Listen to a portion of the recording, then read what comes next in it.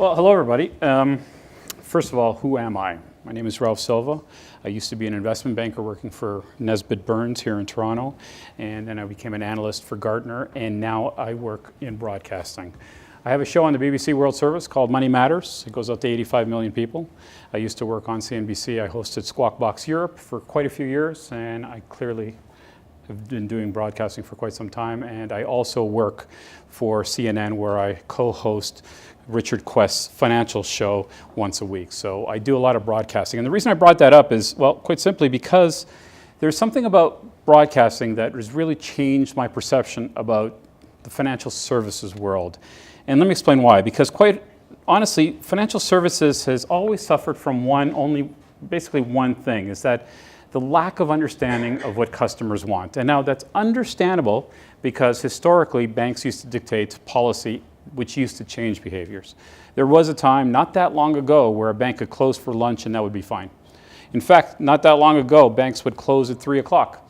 And we would have to take time off of work, just like we do for the dentist now, by the way, to go do our banking. And of course, that's no longer an option. So banks have changed. They've had to change because humanity has changed. And what I want to talk a little bit about today is how humanity is going to change the banking industry by looking at humanity. Now, this is not new. There's a lot of organizations out there looking at the future of financial services. In fact, I'll just give you a couple. Boston Consulting is predicting what they call the bionic bank. Right? This is a bank where technology and humans are going to work together, and it's going to be seamless, and the digital as well as the human is going to just interact together. That's Boston Consulting. KPMG is talking about the invisible bank in the future, where you're not going to see the banking infrastructure at all. What you're going to see is the products that the banks are actually trying to support. DWC Consulting is talking about an open bank, where everything's going to be apps, little apps. And the integration into the banking industry is going to be all different. Barclays is talking about the disrupted bank, which basically the bank's going to be the back end providing all the interaction, all the liquidity for all the transactions. And of course, we also have the unbundled bank. In essence, we have 20 to 30 different perspectives of the future of financial services, and all of them are coming from people that we actually trust. All right, let's be clear, Boston Consulting, KPMG, all these organizations have very, very smart people, and they've all come up with a solution for the bank of the future. Now, the question I have for you is, why are they all different? Clearly, it's not obvious. And when I started working in broadcasting, I figured out why. At the BBC and at CNN and at all these other organizations, we do regular surveys. In fact, at the BBC, we do a survey once a week. And we find out what's going on with the human element around the world. It goes out to 80 countries. And what we find out every week is that humanity has changed. The human element has changed. Expectations of man has changed. Sorry, I said man. Man and woman. I'm sorry. I just got myself in trouble there, didn't I?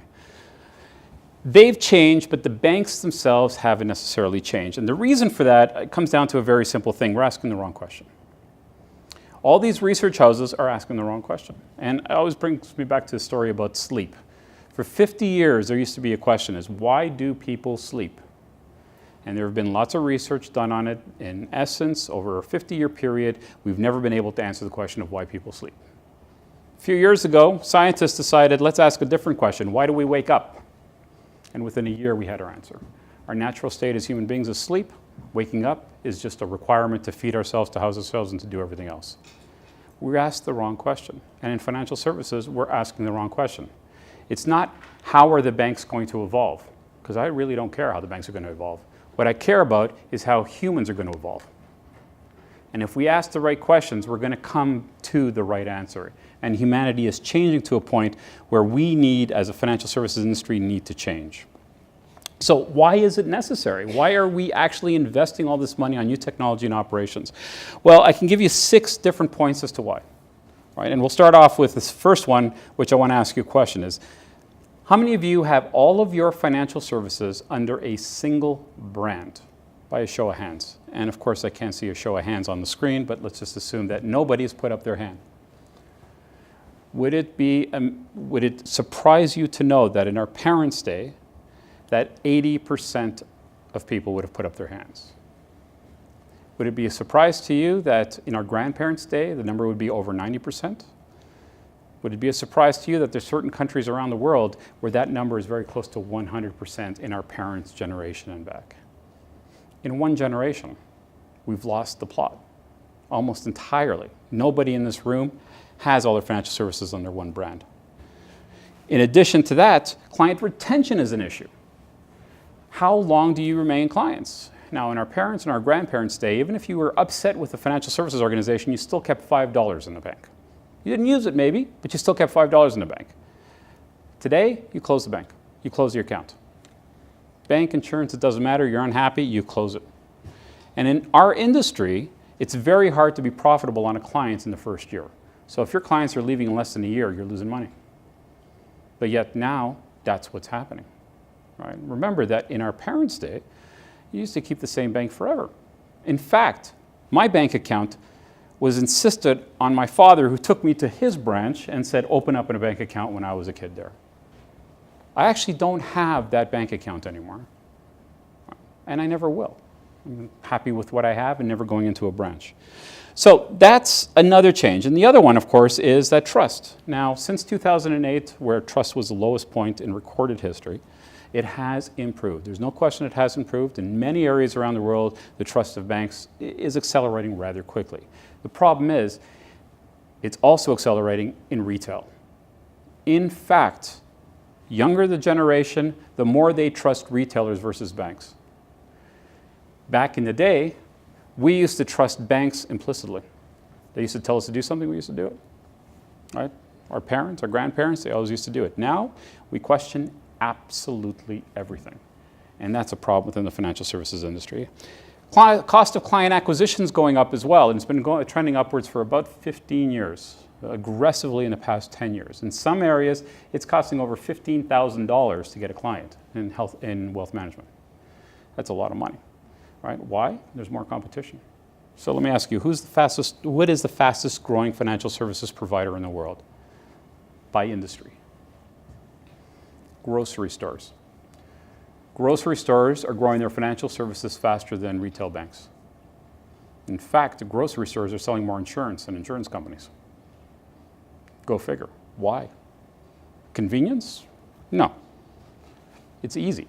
Yes, but it's also cheaper for them. And then we got cost of client support. Now, I don't know about you, but I don't look at my mobile phone bill. I trust my mobile phone bill. But I do look at my account statement. And for most people, if there's a 5-cent discrepancy in your account statement, you're calling in. So cost of client support is clearly going up. And lastly, risk is also much more complex now. Very complex now. So there's a lot of work around risk, and that's causing us some problems. So all of this, why does it happen? We know why it's happened because we haven't listened to clients, but is there a way out of this? And I think there is a way out of it because we need to look at the ones that are actually leading, the industries that are actually leading. Car companies and retailers and industrial companies for wealth management. All of those companies are leading. So let me give you an example of how that worked. So I was living in Paris, and as you do in Europe, you get a car allowance. So I, when I first arrived, went off to BMW to get my car so I can spend my allowance, because you want to do that. And I sat down in front of the BMW dealership, and the guy was there, and he spoke English, which was great. And in 30 minutes, I had 2 pieces of paper in front of me. First piece of paper said, sign here, and I agree to buy the car. Right? Second piece of paper said, sign here, and I agree to finance the car with BMW financing. Did I mention this is in Paris, not Germany, where they actually have a licensed bank? This is in Paris. Being lazy, I don't know if any of you guys have been to France and dealt with a French bank, you just don't want to do it. But the number that they were giving me in terms of interest looked like the number that was up on the screen, on the window, so being as lazy as I am, I signed a piece of paper. And then he told me, by the way, that the car was going to be delivered in 3 months, which I wasn't happy about, but nonetheless. A few weeks before I get the car, I get a letter from BMW. They say, we are lovingly producing your car. I get the impression of engineers hugging the chassis or something. But when you get your car in a few weeks, you're going to need insurance. Sign on the bottom of this piece of paper that already has a stamp on it, put it in the mailbox, and we'll make sure it's insured by the time you get it. Regulations require a wet signature in France, so that had to be signed, it had to be put in, but they already had a stamp on it, by the way. Got lazy, signed it, put it in the mailbox. Car came over. The little insurance slip was already in the glove compartment. I thought that was a nice touch, actually. It was already in the glove compartment. It was insured, I drove off. A few weeks later, A few months later, I get a letter from them, and they said, we hope you're happy with your car and your insurance policy. We understand that your house insurance is coming to an end. How would you like to renew with us? Sign on the bottom of this piece of paper. We'll contact your insurance company and have it transferred over to us, and we'll put it on the same bill. I signed a damn thing, put it in the post office. For the next few months, I was getting letter after letter. How would you like to have travel insurance? How would you like to have credit card insurance? How would you like to have a credit card? All on BMW Finance in France. And then I got, it was a year, 2 years later, I got a letter from them. It said the following. It said, Mr. Silva, we hope you're happy with your financial services products and your car. How would you like to insure Jazz against his health care? Jazz is my dog, and they were offering me pet health insurance. How the hell did they know I had a dog, much less the dog's name? One of those moments in life where you think you're being watched. I had that moment, and then I realized one thing is when I picked up the car a couple of years before, I had the dog with me. Clearly, the sales guy sat down and typed into some screen, Ralph has a dog, dog's name is Jazz. Did you insure him?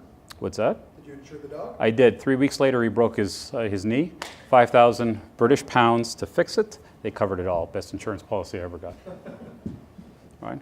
But the point is, their culture allows them to do that. So if we think that this is strictly a technology issue, we're wrong.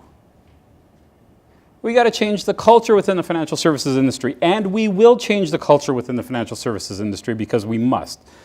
So that is factors to us changing, but we also have to realize that people are radically changing and we have different demographics. And by the way, we can't serve just one demographic. Not so much in Canada, which is great, but outside of Canada, there are certain countries where the banks are choosing to only deal with millennials and ignoring the people who are slightly older who still vote. And then those banks complain that regulations are changing, not to their benefit. I wonder why. You have to serve every demographic, just to be clear on that. But there are some new evolutions within the banking, within humanity that I think we need to keep in mind. So I'll ask anybody in this room and anybody online, does anybody have a payment device embedded within their bodies? I do.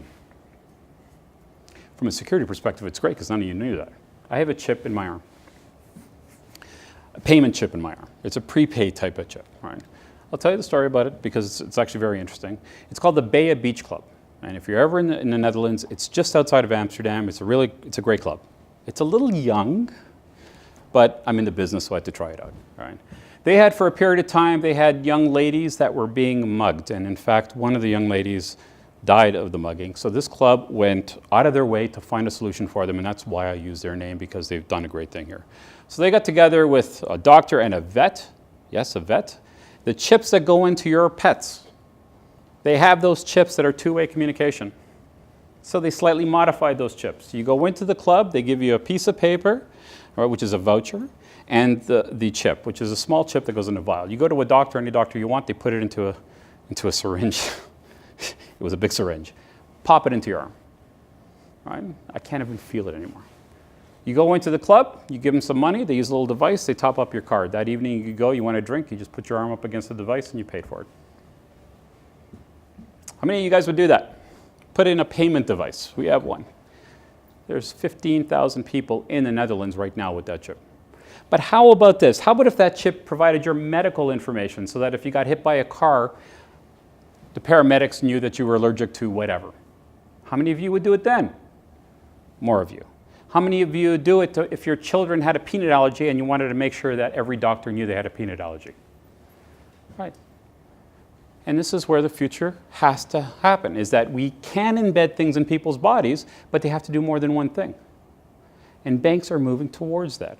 They're moving towards that environment. You know, we have other examples, not just chips in my arm, but chips in your car for insurance purposes.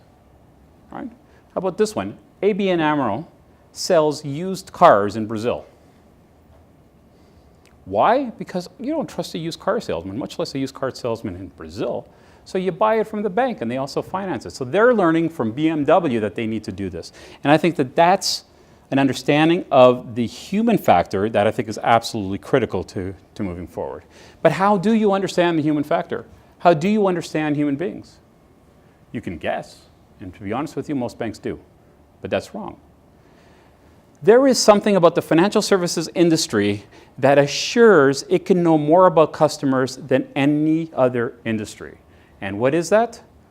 We deposit our paychecks into the banks. So let me tell you about Nordea Bank. Right? In this particular case, it's Nordea in Norway, although they are full Scandinavian. They went through a little exercise. Let's understand our customers through their payments. So they brought in MasterCard to do an analysis of all their payments, and now they do it real time. Right? If you find out where people spend their money, they cannot lie to you. I'm sure you guys have all heard this, but the analogy, if you ask an American what channel they watch more often on television, they will tell you PBS. Why? It's intellectual. The reality is they don't. But you cannot lie when you're spending your money. So they analyzed all their customers, 7 million customers, and put them into 54 groups, segments, not based on their age, because they don't care, not based on their income, because they don't care, based on how they spend their money, based on their behaviors. That is the only way to find out how human beings are doing, not in the future, but right now. And I'll give you a quick little synopsis. It cost them a couple of $1 million to do the project.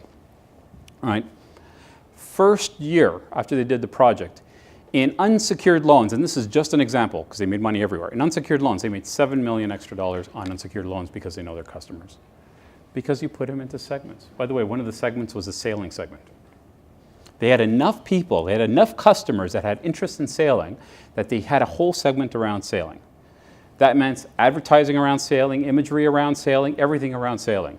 Incredibly profitable, and all banks have to do that. And by the way, it's not the payments environment so much, but that's what Amazon, Facebook, and all those organizations do. They look at behavioral patterns, not demographics. So I think that's an important thing. Where are banks going? Well, does anyone know, Ford. All right, what does Ford do today? Anybody know? Well, I'll let you know, they don't make a single part. They still have a couple of assembly plants, but not a single part that goes into a Ford motor car today is made by Ford Motor Company. What do? Yes, other than the assembly. They manage brands and understand their customers because they design you. Actually, not even the design. They tell the design companies what to do. What does financial services do? Let's take HSBC. In a nutshell, everything. HSBC has over 100,000 employees.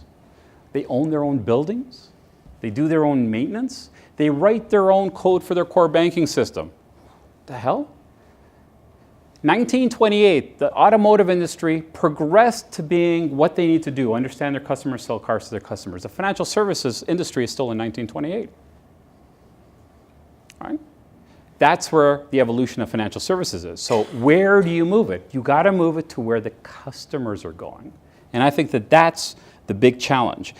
But a challenge that the senior management of financial services providers already understands. So let me give you an insurance example here. Right? And I interview CEOs for a living. This is what I do. Right? So I talk to these guys. Insurance leadership, CEOs, want to spend 80% of their money on the customer interaction. That's what they want. They all say it. Right? That's the metric. Right? And there's different metrics for wealth management and different metrics for other. Of that 80% they want to spend, in reality, in insurance, they only spend 36%. Why? Because IT and operations says, no, you can't do that, no, you can't do that, no, you can't do that. You know what the IT and operations department says at Amazon? Yes, sir. Yes, sir. Yes, sir. What do the IT department say in financial services? Can't do that, can't do that, can't do that. We need a cultural change within the financial services industry. Management actually knows what has to happen. They want to find out what's happening with customers. They need the operations department to do it. And to be fair to the operations department, I need to be fair to the operations department, they can't many times because of their legacy systems. Fair point. We need to evolve the legacy systems, and that's the digitization, and we're going to hear more about digitization in a minute. So I'd like to say, because it's a bit doom and gloom, but let me tell you that there is an extraordinary future for financial services in the understanding of their customers, because they can understand their customers. And we do have examples around the world where this already has happened. And I'm going to bring you back to France and give you the scenario that I went through, because there is a bank in France that provides you a little device. Now, it will change. It will be your mobile phone in the future, but in this particular case, it was a little device. So I was walking down the Champs-Élysées, and I went into the Mercedes-Benz dealership on the Champs-Élysées with this device in my pocket. This device is location aware, by the way. So I sat down there, and I saw a nice little Mercedes S-Class. I sat down, and within 30 minutes, he had 2 pieces of paper in front of me, right? You agree to buy the Mercedes S-Class, and you agree to finance the Mercedes S-Class. But I took the device out of my pocket, and on that it says, Mr. Silva, we've pre-approved you for a loan to buy a Mercedes S-Class. Right? We'll charge you 1,000 euros for the next 20 years, or however long. Show him the device so he can scan it, and you can drive away with the car. Some banks actually get it. It's all about context. It's all about being there when the customer needs it, not having them walk out and actually doing the transaction.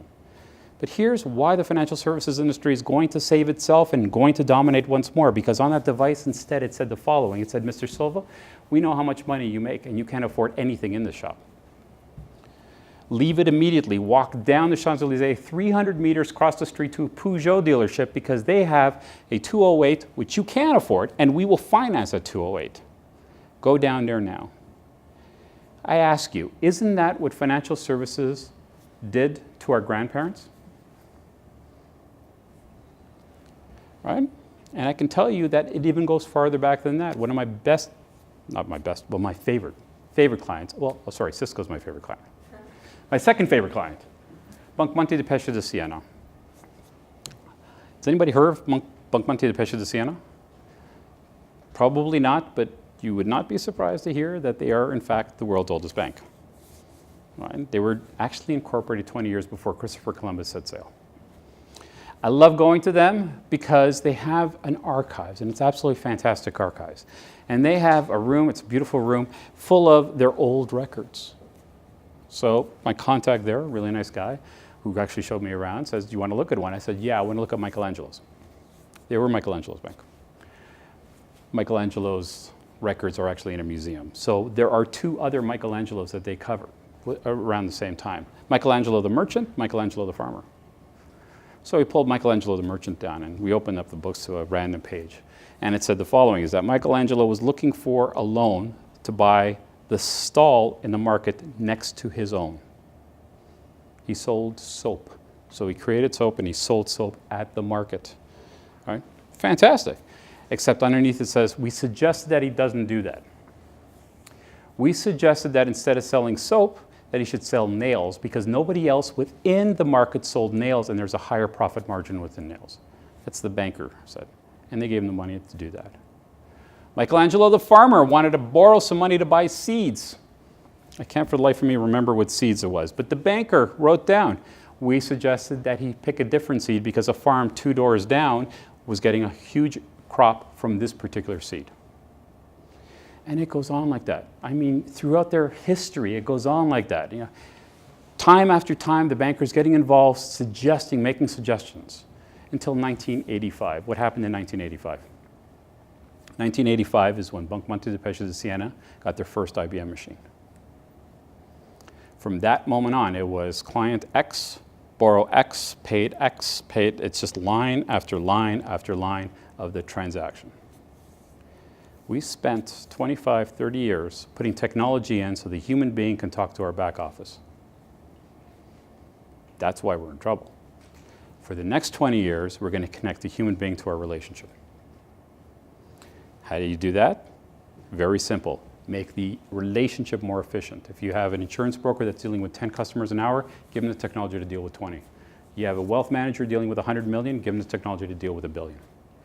That's the future of financial services, because our relationship people understand human beings, and you can only succeed if you understand human beings. There is a presentation to this. I just didn't want to go through it. It is available to all of you. And if you would like, you could just talk to your Cisco individual. I can come in and have an extended conversation on humanity, which is a fun conversation to have, and how it pertains to financial services. Just contact your Cisco rep, and I'd be more than happy to do that. Any questions, comments, or you just want me off stage? That's fine too. All right. Great. Thank you so much, guys. Appreciate it.